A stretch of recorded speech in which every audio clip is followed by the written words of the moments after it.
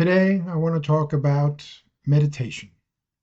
I've been meditating for 50 years, so I know a little bit about meditation. And what motivated me to talk about meditation today is an article that title is Meditation and Mindfulness Have a Dark Side We Don't Often Talk About.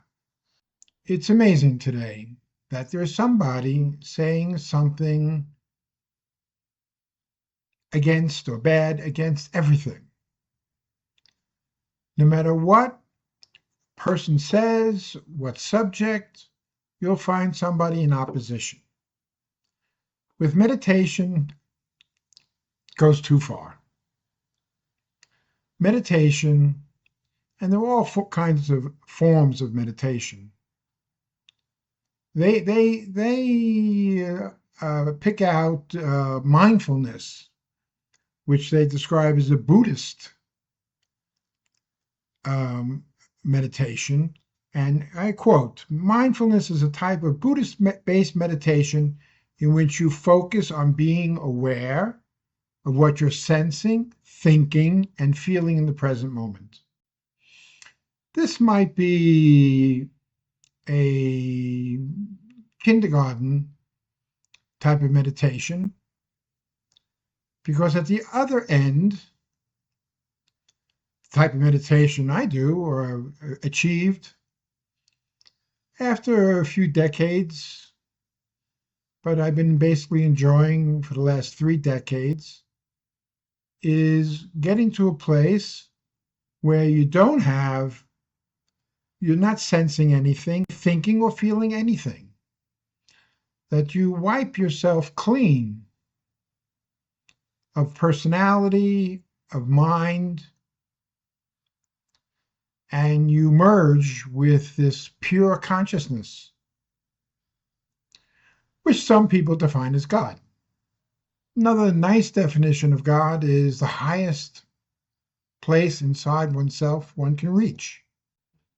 But to start writing about meditation causing anxiety and depression, it's one of the biggest answers to anxiety and depression. It's one of the biggest answers to life. To invest time and energy in improving one's inner nature, in the process of reaching for one's highest self, one's most beautiful self, one's purest self. That's really what meditation's about. And mixing meditation and prayer is what I do. Once achieving a level of pure consciousness, which I can do pretty quickly, sometimes almost instantly, saying one's prayers or what one programs in to one's life from a state of pure consciousness is very powerful. One of my prayers every day is for the significant people in my life who have died, to remember them and to thank them for how they contributed to my life. I then pray for each of my children, for the people who work for me, who contribute to my life, who are very important for me. I pray for my friends. I pray for my family, my extended family who live in the United States. And I say some of the most beautiful prayers that come from the Jewish tradition and Christian tradition. So it's a certain kind of, my prayers are like programming, all aimed to the upside, to the beautiful side. Or even transcendental meditation, which is one of the most elementary meditations I started with 50 years ago, where you say a mantra over and over and over again. And the idea was to have the mantra disable the mind and the emotions, to kind of cancel it all out by jamming in a nonsense word, a mantra. There are, as I say, meditation is a big area,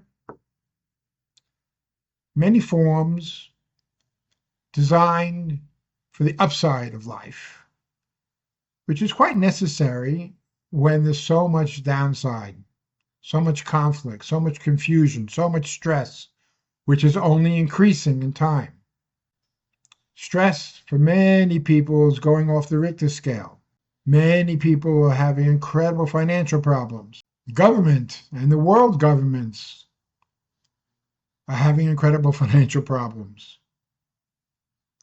Meditation, though, can be considered as an escape because you purposely leave not only the world's problems behind, but your own problems behind. It's a beautiful thing and a disgrace to frame it, to put people or young people who don't know much about meditation and talk about a dark side.